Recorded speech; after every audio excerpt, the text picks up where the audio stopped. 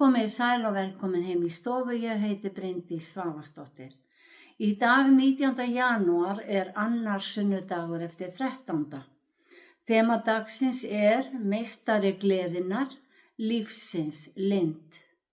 Í lexíunni fær Móse að sjá dýrð Guðs fara fram hjá sér.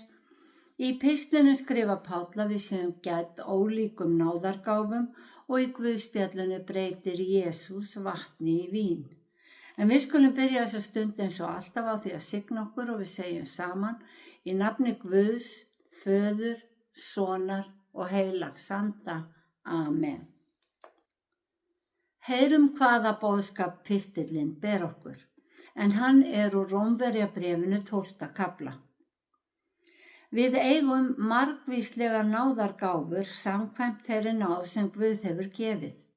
Sé það spádómsgáfa þá notum við hana í samræmi við trúna. Sé það þjónustustarf skal gegna því, sé það kennsla skal sinna henni, sá sem hvetja skal geri það, sá sem gefur sé örlátur. Sá sem veitir forstöðu sé kostgæfin og sá sem vinnur miskunnaverk geri það með gleði. Elskan sé flærðarlaus, hafið andstyggð á hinu vonda, en haldið fast í hið góða. Verið ástúðleg hvert við annað í bróðurlegum kærleika og keppist að sýna hvert öðru virðingu. Verið ekki hálfvolg í áhuganum, verið brennandi í andanum. Þjónið drottni, verið glöð í voninni, þolinmóð í þjáningunni, staðföst í trúnni. Takið þátt í þörfum heilagra, leggið stund á gestrisni, blessið þá sem ofsækja ykkur, blessið en bölvið ekki. Fagnið með fagnendum, grátið með grátendum. Þannig hljóðar hið heilaga orð. Já, þema dagsins meistari gleðinnar, lífsins lind. Jesús meistari gleðinnar og boðskapurinn sem hann flutti okkur eins og þemað segir, lífsins lind fyrir okkur. Jesús uppsprettan en boðskapurinn var borinn bæði áfram í predikunum og bréfum milli safnaðana. Í áratugi höfðu menn aðeins þessi bréf til lestrar því rit Gamla testamentisins voru geymd og lesin í samkunduhúsum gyðinga. Rómverjabréfið fremst í röðinni í Nýja testamentinu af sendibréfum postulana, fremst bréfa Páls. Uppröðunin ætti ekki að koma óvart því að í lok postulasögunar Páll einmitt kominn til Rómar. Rómverjabréfið lengst bréfa Páls og skrifað löngu fyrir heimsókn hans þangað. Bréfið talið áhrifamest allra bréfa hans og talið mikilvægasta rit guðfræðinnar í Nýja testamentinu því að það hafi bestu framsetningu á kristinni guðfræði. Sögulega séð hefur bréfið verið opinberun mikilla manna innan kirkjunnar og þannig breytt heimssögunni. Eftir lestur á Rómverjabréfinu 13. kafla, 13. vers og kafla 14 aðlagaði hinn kristni hugsuður Ágústínus klassíska hugsun að kristilegri kennslu og mótaði iðkun biblíuskýringa og hjálpaði til við að leggja grunn sem breytti miðalda og nútíma kristinni hugsun. Eitthvað sem að við njótum góðs af í dag. Síðan vitum við að Marteinn Lúther setti hina kristnu siðbót af stað þegar honum opinberaðist að hinn réttláti mun lifa fyrir trú. Og trúarleiðtoginn Calvin skrifaði: þegar við skiljum Rómverjabréfið, þá skiljum við alla ritninguna. Rómverjabréfið var ekki fyrsta bréfið sem Páll skrifaði, fyrsta og annað Korintubréf voru skrifuð á undan, en Róm var síðasta borgin sem hann heimsótti og þangað var hann fluttur sem fangi. Við höfum aðeins tilgátu hvernig kristin trú barst til Rómar.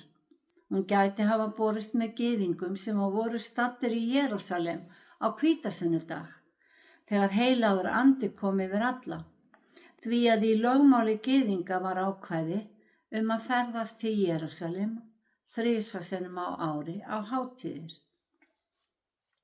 Söfnuðurinn í Róm hefur verið blandaður af gyðingum og Grikkjum, það heiðingjum, og það skýrir ef til vill nákvæmar guðfræðilegar útskýringar Páls og lengd bréfsins. Bréfið gefur hinum vantrúaða sýn á ástand sitt og áætlun Guðs til að bjarga honum. Þeir sem að byrja gönguna með Guði læra að samsama sig Kristi, læra kraft heilags anda og gamalreyndum í trúnni gefur boðskapurinn styrk og staðfestu.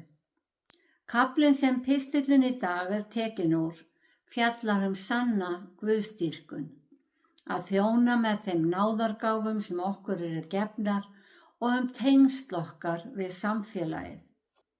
Páll reynir að svara hvaða skyldur hinir kristnu hafi gagnvart öðrum trúuðum, samfélaginu, óvinum, yfirvöldum og gagnvart þeim sem eru veikari í trúnni. Þó Páll hafi ekki kynnst boðskapnum fyrr en eftir dauða Jesú, þá var hann vel upplýstur og gekk ekki gegn honum. Jesús hafði predikað undir beru lofti en nú höfðu myndast söfnuðir. Í fjöltrúar samfélögum eins og við lifum í dag auðvelt að blanda kenningum saman, þess vegna voru bréfin ákveðin aðferð til að halda réttri stefnu og halda frið ef upp kæmi ágreiningur trúarleg atriði. Páll byrjar á fyrirmælum notkun náðargjáfanna. Þær eru frá Guði og við eigum að styrkja og nota þá náðargáfu sem okkur gefin. Kannski þetta það sem við köllum áhugasvið eða hæfileika í dag. Við leitum að atvinnu og tómstundum eftir áhugasviði okkar og vinabönd styrkjast þegar áhugasviðið svipað. Hæfileikarnir beina okkur í ákveðna átt og við verðum hluti af hópum með sama áhugamál. Fyrstu söfnuðirnir voru eins og lítil samfélög þar sem allir þekkja alla, voru líkari fjölskyldu, en samt sem áður var söfnuðurinn samsafn af fólki með ólík lífsviðhorf og áhugamál. Samfélög sem byggðust eingöngu á sameiginlegri trú. Þar urðu líka til hópar. Og þar reyndi enn meira á samstöðu, samheldni, sátt og samlyndi. Inn í þennan hóp skrifar Páll: hafið andstyggð á hinu vonda, en haldið fast í hið góða. Verið ástúðleg hvert við annað í bróðurlegum kærleika og keppist að sýna hvert öðru virðingu. Blessið þá sem ofsækja ykkur. Blessið en bölvið ekki. Á þessum tíma voru menn mjög vakandi fyrir þeim illu öflum sem vildu sundra söfnuðinum og rífa niður trúna. En það verður að segjast eins og að menn ekki eins vakandi í dag og vilja helst afneita hinu illa sem afli í heiminum. Náðargáfurnar sem Páll telur upp ekki tæmandi, en hverjar sem þær eru, þá nýtast þær okkur bæði í kirkjustarfi og daglegu lífi. Sem sagt bæði innan og utan kirkjunar. Þær eru blessun fyrir aðra því að öll gefum við eitthvað til samfélagsins með tilveru okkar. Páll lagði ríka áherslu á kærleiksríka framkomu, enda sagði Jesús okkur að elska óvini okkar, gera þeim gott sem hata okkur og biðja fyrir þeim sem ofsækja okkur. Lát ekki hið illa sigra þig, skrifar Páll, en sigra þú illt með góðu. Það má segja að náðagáfurnar leiði okkur í ákveðin farveg, en engin braut er þrábein og hver vegur hefur margar hliðargötur. Í lífinu verðum við fyrir freistingum, tökum hliðarskref, gerum mistök og eignumst bæði vini og óvini.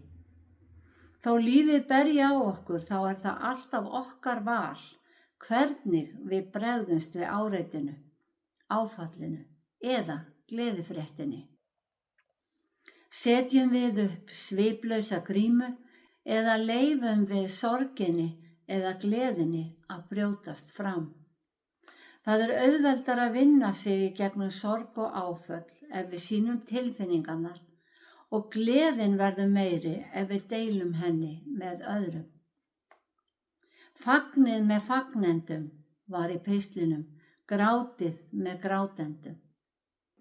Maðurinn er félagsvera en í öllum samfélögum og vinasamböndum verða miserfiðir árekstrar sem þarf að takast á við.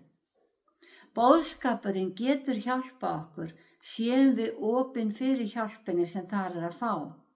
Við erum nefnilega öll í þessum sama pakka, því allir hafa syndgað og skortir Guðs dýrð. Við erum öll á valdi syndarinnar, skrifaði Páll. Eins og er ritað, enginn er réttlátur, ekki einn, enginn er vitur, enginn sem leitar Guðs.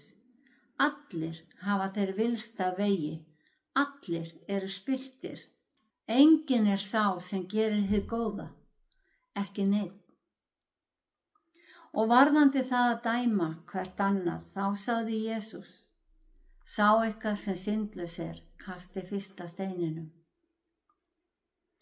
Orð Guðs, boðskapurinn sem okkur var færður, á að opna augu okkar fyrir eigin breyskleika og gera okkur ljóst hversu mikið við þurfum á náð og miskunn Guðs að halda, því að við getum ekki réttlætt okkur sjálf.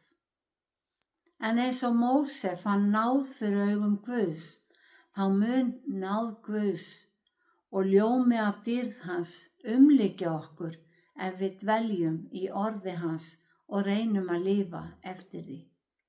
Þá mun Guð rétta hlut þeirra sem órétti eru beittir, eins og Jesús sagði í dæmisögunni ekkjuna sem nauðaði í dómaranum að rétta hlut sinn. Hann mun rétta hlut okkar einfaldlega vegna þess að við eigum samleið með sannleikanum. Já, þema dagsins er meistari gleðinnar, lífsins lind. Orð Guðs er ótæmandi uppspretta visku sem gagnast okkur í daglegu lífi, sannkölluð lind og alltaf fersk.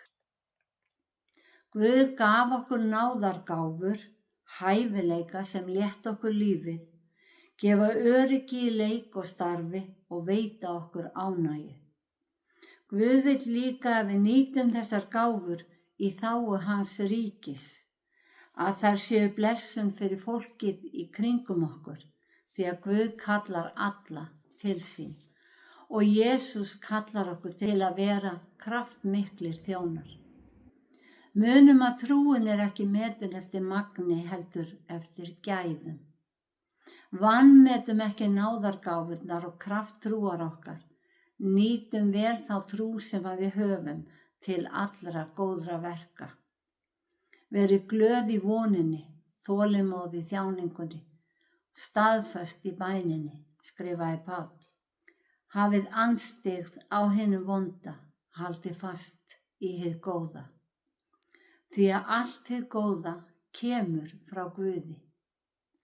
Hinir trúfastu eru tryggir Guði og Guð er tryggur þeim. Og Jesús sagði, ef þú trúir, munt þú sjá dýrð Guðs. Drottinn blessi þig og varveiti þig. Drottinn láti sína ásjónu lýsa yfir þig og sé þig náðugur. Drottinn upplifti sínu augliti yfir þig og gefi þig frið. Í Jesú nafni, Amen.